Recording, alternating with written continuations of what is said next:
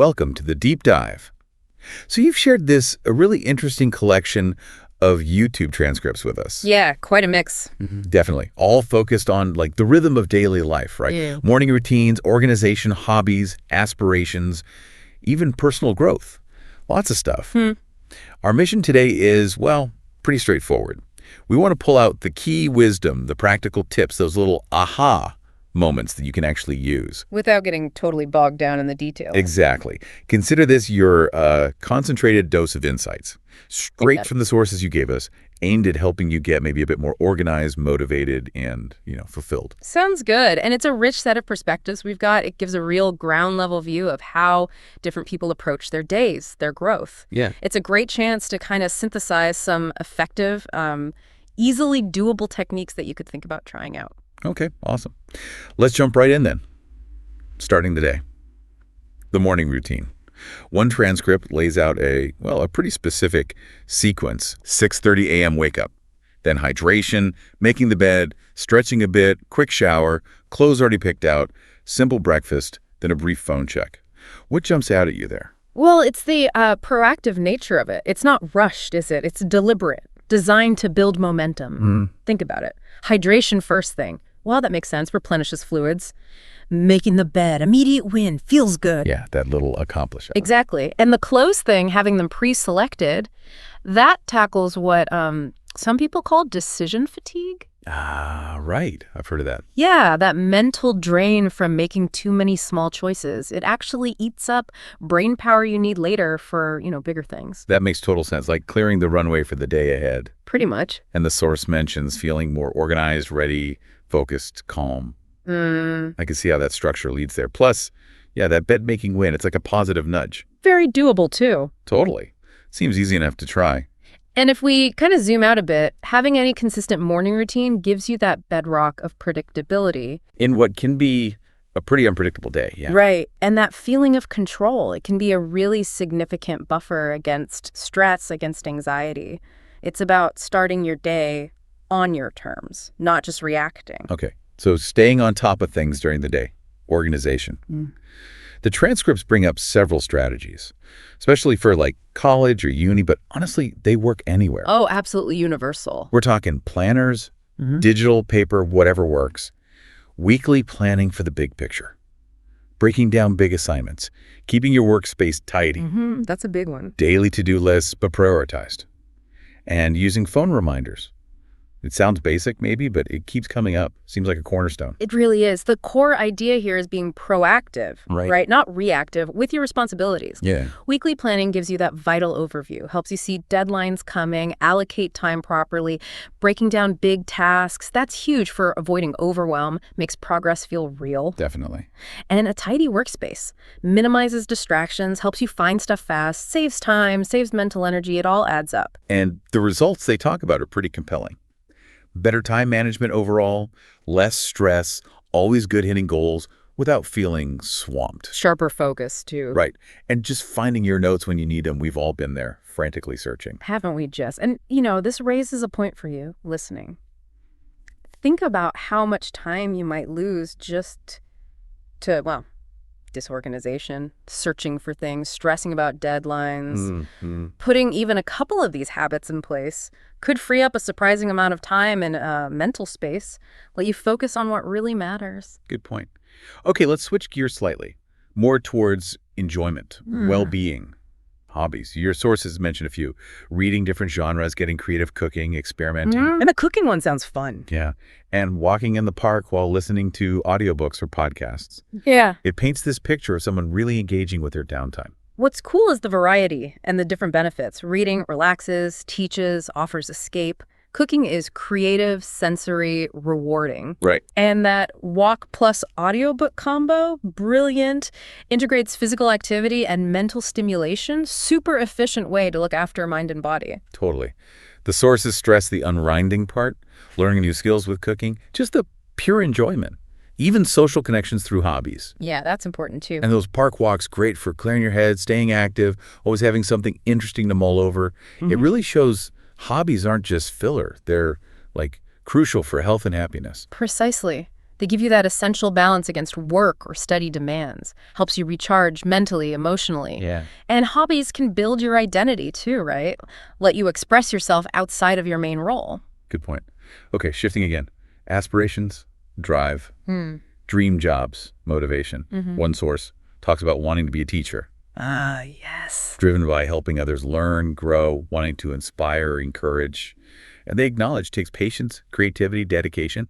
Seems they genuinely enjoy explaining things. It's quite compelling. It really is. And what hits home there is the intrinsic motivation, that deep down desire to make a difference. Right, not just a job title. Exactly. It's about aligning your work with your values, your sense of purpose, and recognizing the qualities needed. Patience. Creativity shows a real, practical understanding of the job. And that sense of purpose, that links right into staying motivated, doesn't it? Right. Especially with hard stuff, like studying English, which came up. Definitely. The strategies mentioned, reminding yourself why you're doing it, setting realistic goals, making it fun, practicing with friends, recognizing progress, celebrating small wins, those feel really practical. They absolutely are. Motivation isn't, a constant thing. It ebbs and flows. True. So these strategies are about actively nurturing it. Connecting to your why gives you fuel. Realistic goals create momentum, making it social, enjoyable, taps into different motivational drivers, makes the whole thing more sustainable. Okay, let's paint that picture of student life now, based on the sources. Sounds pretty intense. Yeah, packed schedule. Early wake-up, breakfast, lectures, assignments, note-taking, lunch with friends, library time, maybe group projects, unwinding a bit in the evening, then reviewing notes, planning for tomorrow before bed. It's a demanding rhythm, for sure, but the way it's framed is like this period of intense growth, building for the future.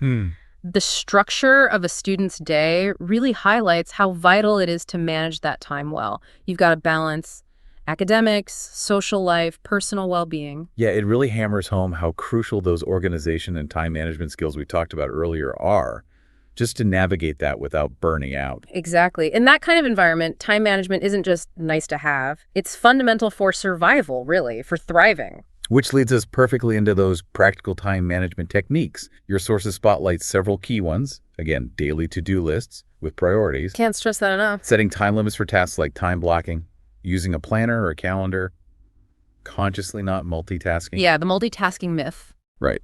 Planning ahead. And importantly, taking regular breaks. Productivity isn't just nonstop work. That's such a critical point. Including breaks acknowledges, our attention spans aren't infinite. We need mental rest. The other techniques, they all help create that sense of control over your time, shift you from reactive to proactive. Time limits can create a helpful urgency, focusing on one thing, deeper work, better quality. And the payoffs mentioned are huge. Yeah. Focusing on what matters most, staying on schedule, less stress, yes please, and ultimately, better productivity, higher quality work. It's working smarter. Exactly. And it ties right back to organization, doesn't it? Clear structure for your time frees up mental energy. You're not worrying about missed stuff. You're focused on the task itself. Okay, foundation time. Yeah. Health and well-being. The sources cover key areas. Balanced meals, hydration, regular exercise, even just walking, yoga, home workouts count. Movement is key. Getting enough quality sleep. Yeah. And managing stress breaks. Connecting with loved ones. It's a very holistic view. Recognizes how connected mind and body are. It really is. And it just reinforces that basic truth. Physical and mental well-being are totally intertwined. Good food, water give you energy. Exercise boosts physical and mental health. Yeah. And sleep.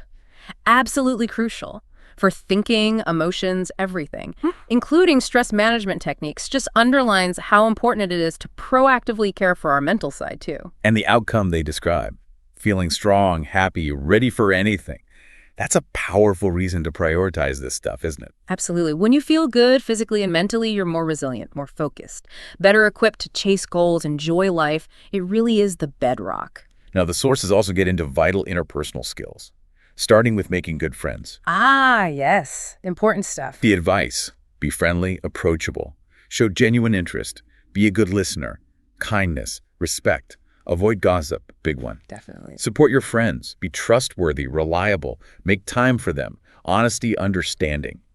It's a pretty solid guide to building real connections. It is, and it really highlights the give and take in healthy friendships. It's not just what you get, it's what you contribute. Right. Genuine interest, listening well that builds mutual respect.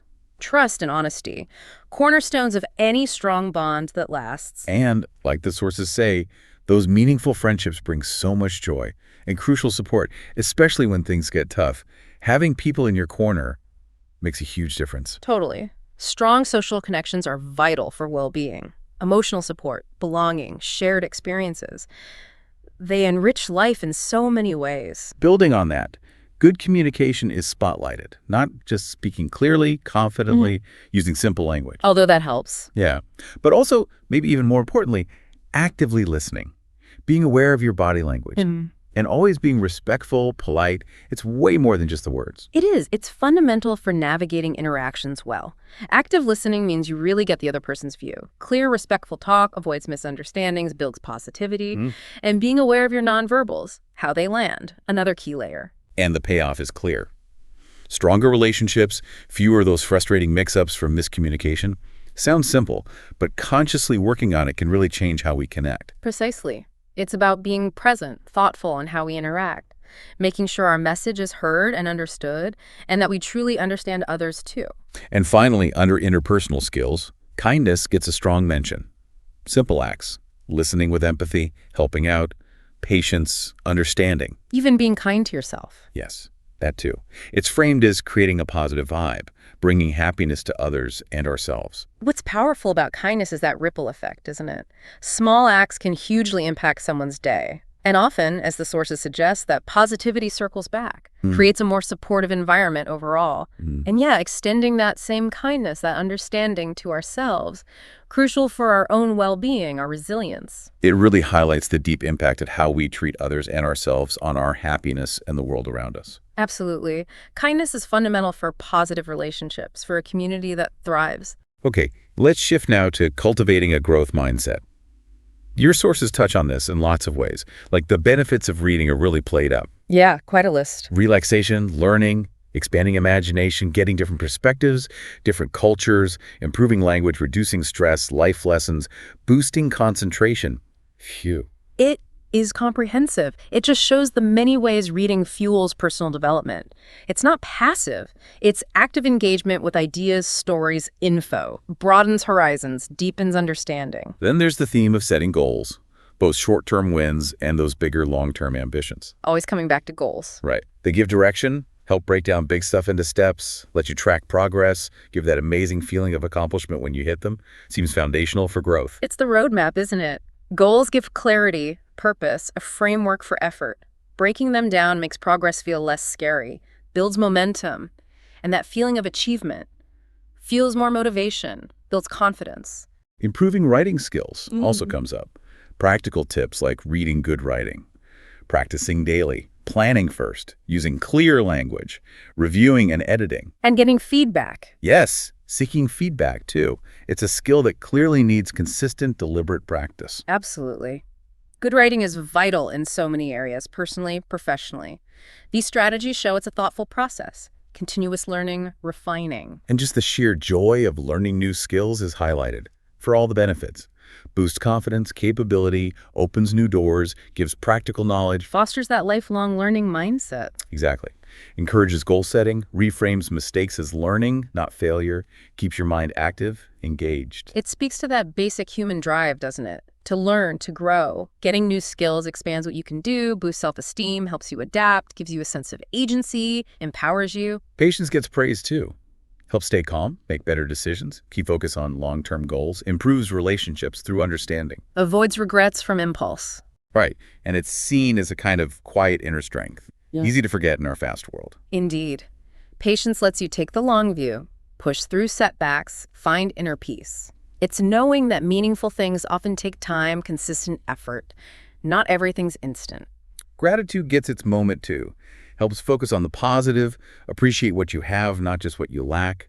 Strengthens relationships, lowers stress. Cultivates happiness, humility, motivation. It's a powerful shift in perspective, really, with wide-ranging benefits. It is. Practicing gratitude trains your mind to see and value the good stuff, fosters a more positive emotional state, enhances well-being. It's about consciously appreciating the now.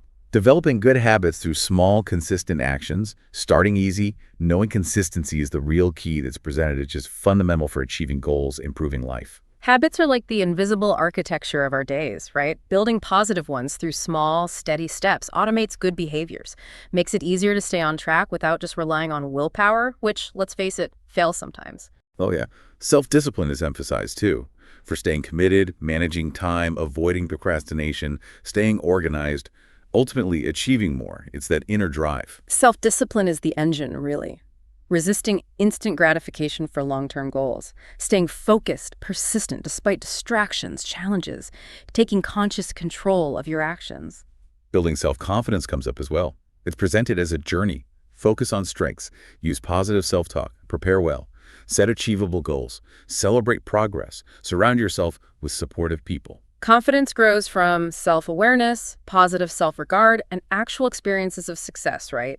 Focusing on strengths, setting goals you can hit, celebrating wins that builds belief in your own abilities, self-efficacy. Managing stress in healthy ways is flagged as crucial. Mental and physical health depend on it. So important. Techniques mentioned include deep breathing, journaling, staying organized, which we saw reduces overwhelm, taking breaks, exercise, focusing on what you can control. And reaching out for support. Yes, talking to trusted people. Don't go it alone. These are all really valuable coping tools for life's inevitable stress.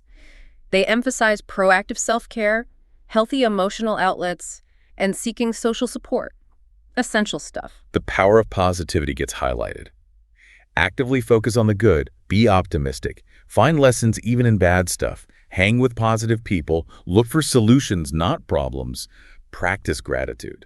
It's seen as transformative. A positive mindset really does act like a buffer against negativity, builds resilience, fosters optimism, encourages proactive problem solving. Powerful. Setting healthy boundaries is framed as essential. Knowing your limits, being able to say no, managing time and energy to avoid burnout. Maintaining your health, mental and physical. Exactly. And communicating those boundaries respectfully. It's about self-respect, protecting yourself. Boundaries are absolutely crucial for healthy relationships, for your own well-being, lets you invest energy where it matters, stops you feeling overwhelmed or, taken advantage of. Clear communication is key there. Journaling is presented as a great tool for self-reflection. Clear your mind onto paper, track your growth, become more self-aware by looking at your thoughts, feelings, actions. Like a private chat with yourself. Yeah, it gives you that space for introspection.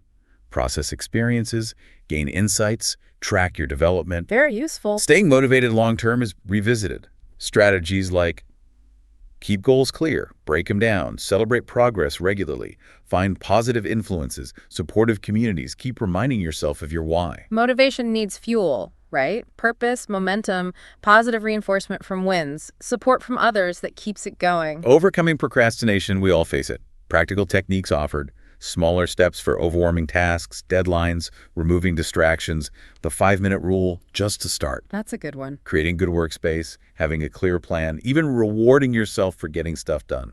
All actionable ways to break that procrastination cycle, build momentum, make starting less scary, reinforces taking action. The joy of continuously learning new skills comes back again. Keeps your mind active, opens doors, gives that sense of accomplishment, encourages goal setting. Reframes mistakes as learning. Yes, fosters ongoing growth. Personal development never really stops. It's that continuous process. Self-improvement, engagement with the world. Embracing lifelong learning keeps you capable, curious, adaptable. Self-care gets emphasized again, the essentials. Sleep, nutrition, exercise, enjoyable activities, setting boundaries. Not a luxury, a necessity. It's intentionally nurturing all parts of yourself, physical, mental, emotional, to stay healthy, avoid burnout.